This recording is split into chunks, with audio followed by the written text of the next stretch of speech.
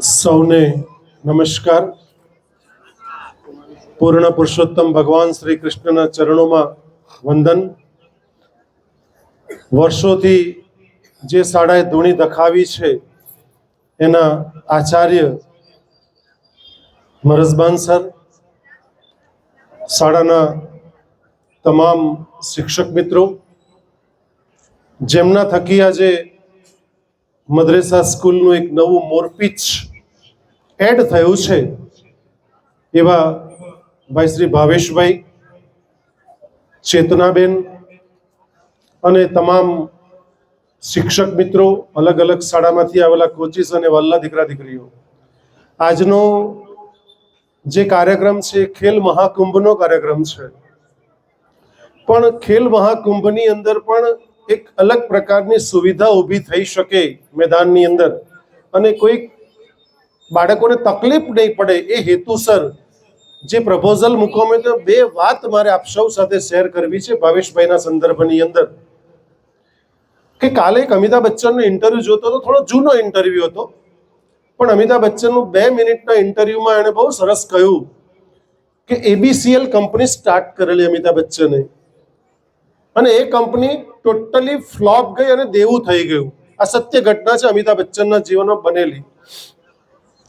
એટલું બધું દેવું થઈ ગયું કે લિટરલી રોડ પર આવી ગયું, એનું પોતાનું બેંક બેલેન્સ 0 થઈ ગયું. એટલું જ નહીં, પરંતુ એના ઘરે તાળા વાગી ગયા અને લોકો ઉઘરાણી પર આવી ગયા.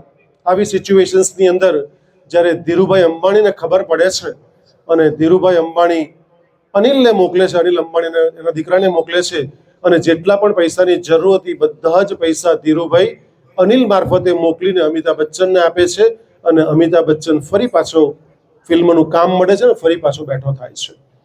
એક દિવસની વાત છે કે જ્યારે આખા વર્લ્ડની ટોપ કંપનીના સીઈઓ જ્યારે ભેગા થાય છે, તેમાં એ લોકોને આમંત્રણ જમવાનું હતું, તેમાં અમિતાભને પણ બોલાવેલો. અમિતાભ બચ્ચન પોતે આંખમાં આંસુ સાથે સ્વીકારે છે અને બોલાવે, અને અમિતાભને નજીક બોલાવે. લોકો સીઈઓ સાથે ધીરુભાઈ અંબાણી વાત કરતા હતા અને ત્યાં આગળ અમિતાભને બોલાવે છે અને અમિતાભને ત્યાં બેસાડે છે. અમિતાભ બચ્ચન બહુ વિનમ્રતાપૂર્વક કહે છે કે સર, આપ આપનું કામ કરો, અહીં મારું કામ નથી, તે કહીને તમે બેસો એમ કે. અને અમિતાભ બચ્ચનનો આખા વર્લ્ડની ટોપ લેવલ કંપનીના સીઈઓ સાથે કહે છે કે આ છોકરો ગઈકાલે પડી ગયેલો આજે ફરી પાછા પોતાના મહેનત ઉપર ઊભો થયો છે. મિત્રો, એટલે એ વ્યક્તિએ જે પૈસા આપ્યા જ, પરંતુ એવું પણ નહીં જતાવ્યું કે આ માણસ, મેં પૈસા આપ્યા ને માણસ બેઠો થયો છે. બીજી એક મહત્વની વાત, બહુ જ સુંદર વાત, આપને કદાચ જીવનમાં ભૂલી નહીં શકો તેવી વાત, તુલસીદાસજી રહીમ યુટ્યુબ પર પણ તમે જોજો. ખરેખર વિનંતી કરું છું તમને બધાને જ. તુલસીદાસજી રહીમન બહુ મોટા દાની અને જ્ઞાની હતા. તો તુલસીદાસજીએ રહીમનને એક પ્રશ્ન કર્યો કે તમે દાન તો આપો છો, પણ મસ્તક કેમ નીચું રાખો છો? દાન આપતી વખતે શરમાવ પણ છો, દાન પણ આપો છો. એટલે રહીમન, આ બધું દોહામાં થયેલી વાત છે. એટલે દોહામાં જવાબ આપે છે રહીમન કે તુલસીદાસજી, તમારી વાત સાચી છે કે હું જ્યારે દાન આપું છું ત્યારે મારી નજરો નીચે ઝૂકી જાય છે. હું કોને આપું છું તેની મને ખબર નથી. એનું કારણ મને સમજાયું એ છે આટલા વર્ષોની તપશ્ચર્યા પછી, આટલા વર્ષોની સાધના પછી, કે આપનાર તો કોઈક ઓર છે, હું તો માત્ર નિમિત્ત છું. જો હું એને જોવા જાઉં કે મેં આ વ્યક્તિને દાન આપ્યું છે, તો કદાચ મને અહંકાર આવી શકે છે, અને એને કારણે હું નજર નીચી રાખું છું. એટલે કહે છે દેનાર તો કોઈ ઓર હે. આજે ભાવેશભાઈ જે આપી રહ્યા, જોરદાર તાળી ભાવેશભાઈ માટે થઈ જાય, કારણ કે એ આપનાર માત્ર નિમિત્ત છે. મેં રસ્તે આવતા આવતા જ કીધું કે લોકો પાસે કરોડો ને ખરબો ને અબજો રૂપિયા છે, પણ હૃદય હોવું જોઈએ આપવાનું. તમામ વિદ્યાર્થીઓને જેટલા પણ ઉપસ્થિત છે એ લોકોને નમ્ર વિનંતી કરું છું કે રોજ એક કામ એવું કરજો. મારા સાયકોલોજીના પણ 2-3 બચ્ચા ઉભા છે. એક કામ રોજનું એવું કરજો કે તમે કંઈક દાન આપી શકો. 1 રૂપિયો, 2 રૂપિયા, 5 રૂપિયા, 5 રૂપિયાનું ગ્લુકોઝ બિસ્કિટનું પેકેટ પણ કોઈ ગરીબ જરૂરતમંદ વ્યક્તિને ખવડાવજો. તમારું આઉટ ગોઈંગ જવું જોઈએ, માત્ર ઇનકમિંગ નહીં આવવું જોઈએ. પ્રકૃતિ તો આપણને બહુ આપે છે, પણ આઉટ ગોઈંગ પણ થવું જોઈએ. લક્ષ્મી પવિત્ર થાય છે આઉટ ગોઈંગ જાય છે, એટલા માટે. અચ્છા, કોઈ પાસે પૈસા નહીં હોય તો કોઈને સ્માઇલ આપજો. કોઈને બે સારા શબ્દ કહેજો. અને હું તો મારા કોલેજના વિદ્યાર્થીઓને ચેતનાબેન કહું છું કે બીજું કંઈ જ નહીં કરી શકો તો એક કામ કરજો, 6 પ્રેયર કરજો. 6 પ્રેયર એવી જેમાં કોઈ ચાર્જ નથી લાગતો. હોસ્પિટલ પાસેથી જ્યારે જ્યારે પસાર થાવ ત્યારે ત્યારે, હે પ્રભુ, હોસ્પિટલમાં જે માંદગીમાં વ્યક્તિ સૂતેલો છે એને ઝડપથી સાજો કરીને ઘરે મોકલવામાં કોઈ ચાર્જ નથી લાગતો. અને પ્રાર્થના મનમાં કરવી, કોઈને સંભળાય તે રીતે કે કોઈને બતાવવાની પણ નથી. નંબર 2, 108 સાયરનનો અવાજ આવે, આપણે ક્યાંય ચાલતા હોય 108 નો અવાજ આવે ત્યારે આપણને ખબર નથી કે એમ્બ્યુલન્સ કોઈને લઈને આવી રહી છે કે લેવા જઈ રહી છે, પણ જે પણ વ્યક્તિ દુઃખી છે તેને ઝડપથી સાજો કરીને ઘરે મોકલશે. અને ત્રીજી પ્રાર્થના કે જ્યારે જ્યારે સ્મશાન પાસેથી પસાર થઈએ ત્યારે મૃતાત્માને શાંતિ આપશે. આ 3 પ્રાર્થના વોલેન્ટરી છે, જ્યારે જ્યારે જાઓ ત્યારે ત્યારે કરવી અને મનમાં કરવી. અને 3 પ્રાર્થના કમ્પલસરી, જે સવાર ઉઠીને તમામને નમ્ર વિનંતી કરું છું કરજો જ. કે હે પ્રભુ, નાના બાળકની માં ક્યારેય મૃત્યુ નહીં પામો, યુવાન પત્નીનો પતિ ક્યારેય મૃત્યુ નહીં પામો, અને વૃદ્ધ મા બાપનો દીકરો ક્યારેય મૃત્યુ નહીં પામો. આ 6 પ્રાર્થના, બીજા પૈસાનું દાન નહીં આપી શકો તો 6 પ્રાર્થનાનું દાન આપજો. આપે આજે કમિટમેન્ટ આપવું પડશે. અને ભાવેશભાઈ જે કામ કર્યું છે તેને હું 6 વાતમાં બાંધીને પછી મારી વાતને વિરામ આપીશ. પહેલું કે જે માણસ પાસે બહુ પૈસા હોય તે અર્થદાન કરે. સાહેબ, અર્થદાન કરે, પૈસાનું દાન કરે. જેની પાસે પૈસા નથી પણ સમય છે, એ સમય આપે છે તો એ સમયનું દાન છે મિત્રો. અર્થદાન અને સમયદાન બંને પેરેલલ છે, કોઈ એકબીજા કરતા ચડિયાતું કે ઉતરતું જરાય નથી.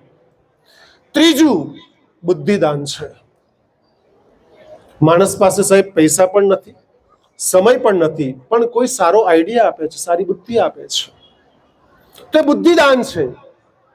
ચોથું શબ્દદાન છે. માણસ પાસે પૈસા પણ નથી, સમય પણ નથી, કદાચ એવી બુદ્ધિ પણ નથી કે કંઈક આઈડિયા લોકો સ્વીકારે, પણ જો શબ્દ થકી જો દાન આપી શકાય ને, શબ્દદાનમાં હું બહુ સદભાગી છું. કારણ કે જ્યારે શબ્દદાનની વાતનો ઉલ્લેખ થાય ત્યારે સાહેબ ઉલ્લેખ કર્યા વગર રહી શકતો નથી. એનું એક જ કારણ કહી દઉં, જેમાં ભાવેશભાઈને પણ પ્રેરણા મળશે. સાહેબ, આહિર સમાજમાં 2013માં ગયેલો, નવસારી આહિર સમાજ, ચેતનાબેન તો બહુ સારી જોડે ઓળખે છે. આહિર સમાજ 13માં એ લોકોનું મેનેજમેન્ટનું અને એ લોકોનું જે ટ્રસ્ટનું સ્થાપન કર્યું, 1 રૂપિયો પણ નહોતો. મને કીનોટ સ્પીકર તરીકે બોલાવ્યો, 1 કલાક સુધી હું બોલ્યો. અને ત્યાં બેઠેલા હરીશભાઈ આહિરે તે એક ઉદાહરણ, 30 સેકન્ડના એક ઉદાહરણ પરથી ડિસાઈડ કર્યું, શબ્દ પરથી, કે મારે સમાજને દર વર્ષે 1 લાખનું દાન આપવું. સાહેબ, 10મા વર્ષે પાછો મને 23માં બોલાવ્યો, 1 લાખનો ચેક મારા હસ્તે અપાવ્યો અને 10 લાખનું દાન આપ્યું. અને 3 કરોડની એફડી આહિર સમાજ પાસે છે. સમાજ કલ્યાણના કેટલા બધા કામો કરે છે સાહેબ. એક શબ્દની શું અસર થઈ શકે છે એનું જીવતું જાગતું ઉદાહરણ તમારી સમક્ષ મેં પ્રસ્તુત કર્યું છે. આ છે શબ્દદાન. અને 5મું છે શ્રમદાન. કેટલાક લોકો શ્રમદાન કરી શકે છે. અને છેલ્લું છે તમામ લોકો પડેલું છે. નાના બાળકોને પણ કહી દઉં કે જિંદગીમાં કંઈ પણ નહીં કરો તો આ છેલ્લું દાન તો ચોક્કસ કરજો. અને જે વડીલ લોકો, જે શિક્ષકો છે, જે કોચિસ છે, જે આ મારી સાથેના પેરેલલ લોકો જે ઊભા છે, બેઠા છે, સાંભળી રહ્યા છે છેલ્લે નાકે સુધીના, એ લોકો એક કામ કરજો કે કોઈ પણ કામ કરતા હોય તેનું એક દાન કરજો. કદાચ 1, 2, 5% મારામાં પણ હશે ને, કોઈમાં 2% હોય, કોઈમાં 5% હોય, કોઈ 50%, કેટલાકમાં તો ચેતનાબેન 100% હોય. તમે જાહેર સંસ્થામાં કામ કરો, તમને તો ખબર છે કે નડતર દાન કરીને જજો. કોઈ નડતા નહીં સાહેબ. બીજું બધું જ કરજો, જે કામ કરતા હોય તેમાં નડતા નહીં. બાકી મોટે ભાગે જે કાંઈ નહીં કરે ને એ નડવાનું કામ ચોક્કસ કરે છે.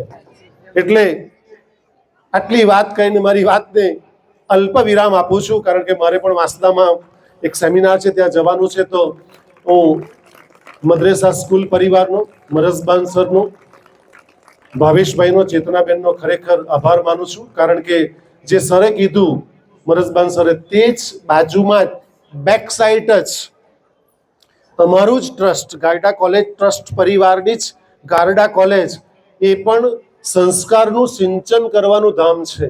અમે શિક્ષણ કદાચ થોડું ઘણું ઓછું આપીએ, પણ સંસ્કાર મેડમ એક પણ ઓછો નથી આપતા. અને એવી જ સંસ્થા 1945થી સ્થપાયેલી, અને આ સંસ્થા તો તે પહેલા સ્થપાયેલી અને શિક્ષણ અને સંસ્કારનું ધામ બની ચૂકી છે. ત્યારે મને સ્કૂલનો, આ કોલેજનો હોવાનો મને ગર્વ છે. ધન્યવાદ. જય હિન્દ, જય ભારત, જય જય ગરીબ. ધન્યવાદ.